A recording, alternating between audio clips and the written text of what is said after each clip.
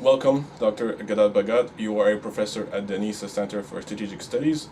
We want to ask you three questions. The first two, can you give us a summary of the talk that you'll be giving during the seminar on energy this afternoon for our participants from the various countries in the NISA region? And secondly, what is the most salient issue right now in the field of energy in the greater Middle East, Central Asia, South Asia region? Good morning. Energy is one of the most important issues in the world for all countries because every individual, every country in the world uses some type of energy, and this why today in this seminar we will spend one panel more than an hour talking about energy. Energy is very important to United States. As we speak today, United States is the largest consumer of energy in the world.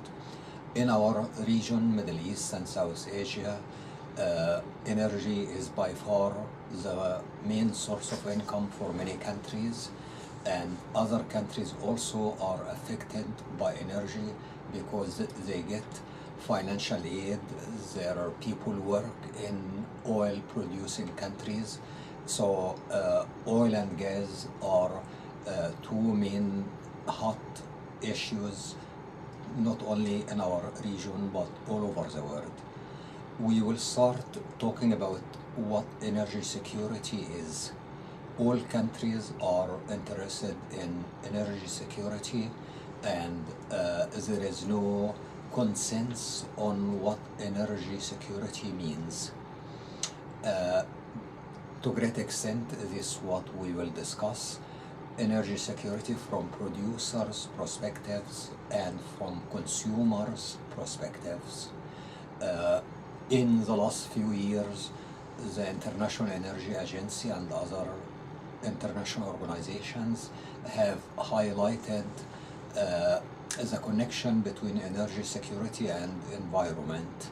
It is not only important to have secure and stable supplies, but also it is very important to have less impact on the environment, meaning less pollution. Energy security also means security from terrorist attacks, from cyber attacks. There are many dimensions of energy security, and I look forward to hearing from our participants how they think about energy security. We are fortunate to have participants from Pakistan, and we will touch on the pipeline from Iran, Pakistan to India, or from Turkmenistan to Afghanistan to Pakistan. We will talk about the pipeline gas supplies from Egypt to Jordan and used to extend to Israel.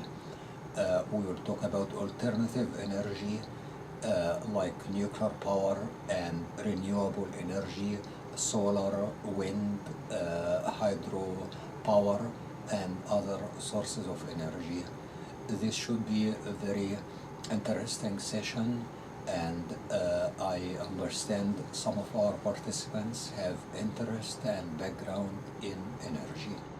And if I may ask, China is making a push for energy in the Middle East for acquiring oil mostly. What does this mean in strategic terms for the United States and the whole NISA region? I'm very glad you asked this question. One of the most important topics now, and many think tanks in Washington here and all over the world raise this question, and every time I go to the region, they also raise this point. Basically, it is what is the impact of shale gas and oil on US foreign policy. And this is related also to China. In the last few years, because of better technology, US energy outlook looks very positive. United States used to be very dependent on foreign supplies. Now, according to US Department of Energy and many organizations all over the world, United States will be self-sufficient and will also become exporter of oil and gas. The question is, will this affect U.S. involvement in the Middle East? Traditionally, U.S. policy in the Middle East was understood to be oil for security, meaning as long as oil producing countries, especially Saudi Arabia, sells sufficient oil at low price, the United States will guarantee their security.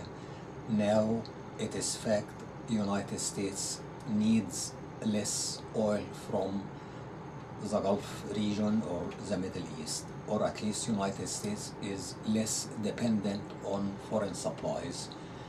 How this will affect U.S. foreign policy in the region? And I believe the short answer, the jury is still out. It is not clear.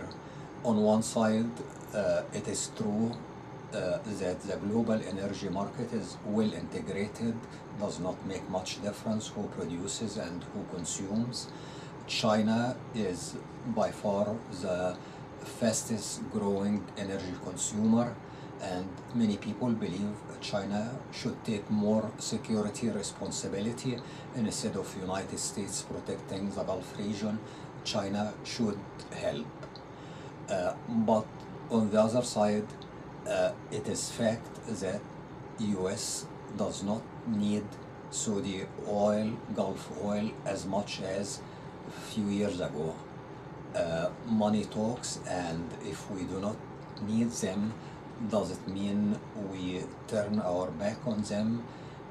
Means there are signs of disagreement between United States and Saudi Arabia in Syria, in Iran, in other countries.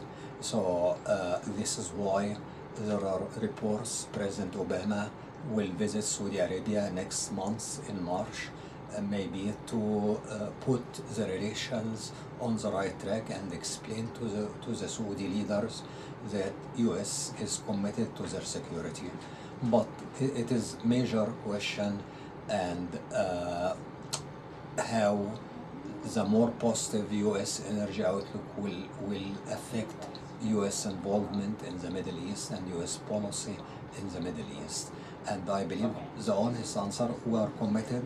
There are many layers of relationship, including security, including weapons, including economics. So it is not only oil, but also it is true that oil is major part of this relationship. Thank you very much.